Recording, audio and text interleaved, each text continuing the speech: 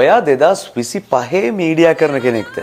මතකද ඔයා media subject එක තෝරගත්ත විදිය? A is for airplane. Airplane. සෑහෙන බලාපොරොත්තු තියාගෙන සෑහෙන ආසාවෙන් නේද? ඒ දවස්වල මීඩියා සබ්ජෙක්ට් එක කරන්න තෝරගත්තේ. හැබැයි එහෙම ආසාවෙන් තෝරගත්තට මේ වෙද්දිවාට වාර විභාග ලකුණු අඩුයි. ඒ විතරද? පස්වෙනි පාඩම සංස්කෘතිය පාඩම, සාක්ෂරතාවයේ පාඩම, විචාරයේ පාඩම මේ පාඩම් වලින් එක ප්‍රශ්නයක්වත් ඔයාලට ලියා ගන්න බෑ.